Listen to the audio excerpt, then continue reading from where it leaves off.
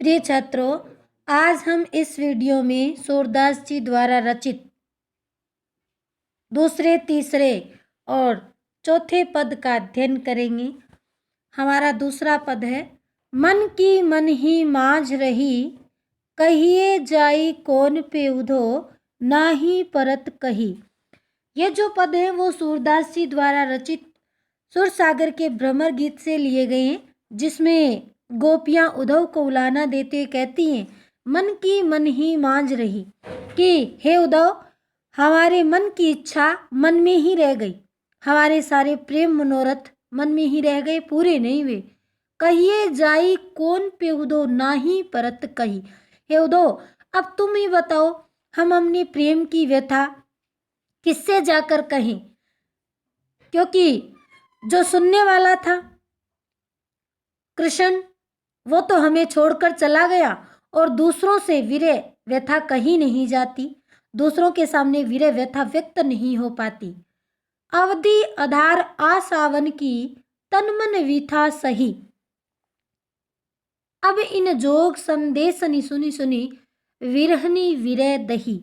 गोपियां उद्धव से कहती हैं कि अभी तक तो हमें विश्वास था कि कृष्ण अपनी अवधि पर लौट आएंगे, और इसी आशा पर, उनके समय पर लौट आने की आशा पर हमारा तन और हमारा मन उनके विरह में दुखों को सहन कर रहा था।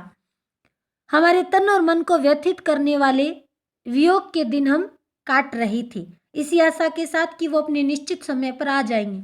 लेकिन अब इन जोग संदेश सुनी सुनी विरह विरह दई, लेकिन अब तुम्हारे इस योग संदेश को सुनकर हमारे विरह की भावना और अधिक बढ़ चुकी, हम और अधिक दुखी हो गई हैं। चाहती होती गुहार जीतते उत्ते धार बही।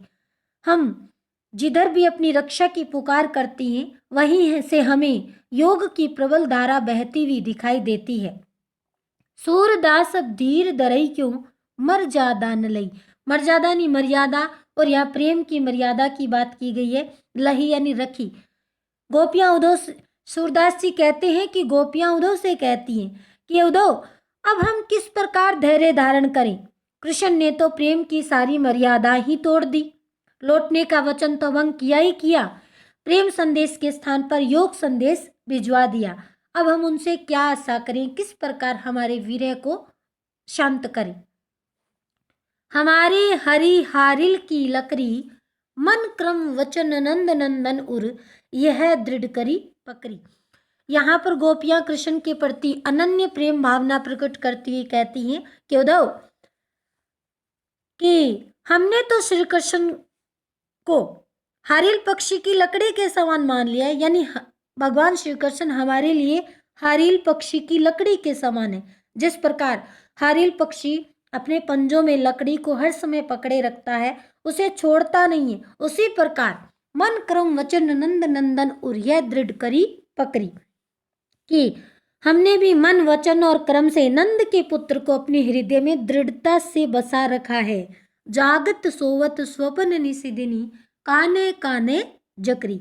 जागते सोते सपने में, दिन में और रात में हम हर समय कृष्ण कृष्ण की, कन्हैया कन्हैया की रट लगाए रहती हैं।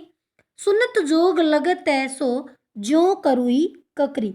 तुम्हारे योग संदेश को सुनकर तो ऐसा लगता है जैसे हमने कोई कड़वी ककड़ी चख ली हो, यानी कड़वी ककड़ी खाने से जैसे मुंह का स्वाद बिगड़ जाता है, उसी प्रकार तुम्हारे ज्ञान योग को, योग संदेश को सुनकर हमारे वीर्य की भावना और अधिक बढ़ गई है, हम और अधिक दुखी हो गई हैं।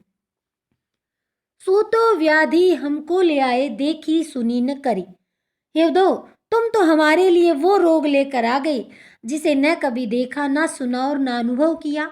यह तो सुर तिन ही ले सूपो, जिनके मन चक्री, चक्री यानी चंचल, अस्थिर। गोपियां उद्धव से कहती हैं कि अपने इस ज्ञान योग की सौगात उन लोगों को दो, अपना ज्ञान योग उन लोगों को जाकर सुनाओ जिनके मन चंचल और अस्थिर है। हमारा मन तो पूरी तरह कृष्ण के प्रेम में स्थिर है।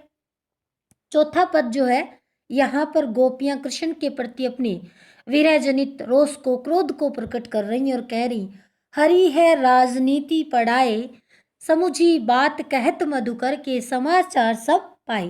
कि हे उद्धव, हमें लगता है कृष्ण ने राजनीति पढ़ ली है। उनके व्यवहार में राजनीतिज्ञों जैसा छल कपट दिखाई दे रहा है। तुम्हारी बातें सुनकर हम सारा सच जान गई हैं। श्री कृष्ण का सारा समाचार, उनकी सारी वास्तविकता हमें पता चल गई है। एक अति चतुर होते पहले ही अब गुरु ग्रंथ पढ़ाए, बड़ी बुद्धि जानी जो उनकी जोग संदेश पठाए। कि एक तो श्री कृष्ण पहले ही बहुत चतुर थे और अब तो लगता है गुरु से उन्होंने राजनीति शास्त्र भी पढ़ लिया है। वो इतने बुद्धिमान हो गए हैं, ये इस बात से सिद्ध हो रहा है कि उन्होंने हम प्रेम करने वाली स्त्रियों के लिए योग का संदेश भेजा। उधो भले लोग आगे के परहित डोलत धाए, अब अपने मन फेर पाइए चलत होते जो चुराए। उधो भले लोग आगे के परहित डोलत धाए। गोपियां उधो से कहती हैं कि उधो, पुराने समय के लोग भले होते थे, अच्छे होते थे, जो दूसरों की भलाई करने के लिए भागते दौड़ते थे। और एक तुम हो कि हमारा बुरा करने के लिए, अहित करने के लिए मथुरा से यहाँ दौड़े चले आए हो। अब अपने मन फेर पाई चलत चूहते चुराए। अगर तुम हमारा भला करना चाहते हो तो इतना सा कर दो कि यहाँ से जाते समय श्री कृष्ण जो हमारा मन चुरा कर ले गए थे वो हमें वापस कर दो। ते क्यों अनीति करे आपुन जो और अनीति छुड़ाए। गोपियां उद्धव से कहती हैं कि श्री कृष्ण राजा हैं और एक राजा का कर्तव्य होता है अपनी प्रजा को सुखी करना। श्री कृष्ण दूसरों को तो अनीति और अन्याय छोड़ने के लिए कहते हैं। जिन्होंने सदा दूसरों को नीति और अन्याय से बचाया है, फिर वो क्यों हमारे साथ अन्याय और अत्याचार कर रहे हैं। राजधर्म तो यही सुर जो प्रजा न जाई सताए। कि एक आदर्श राजा का धर्म और कर्तव्य तो यही होता है कि उसकी प्रजा सताई न जाए। परंतु श्री कृष्ण ने राजधर्म से विमुख होकर अपने कर्तव्य को निभाया नहीं। उन्होंने हमें सताने के लिए, अपनी प्रजा को दुखी करने के लिए आपको भेज दिया। जाइए और अपने मित्र को समझाइए कि वह अनीति और अत्याचार को त्याग कर हमें विरह व्यथा से मुक्त करे, अपने राजधर्म को निभाए।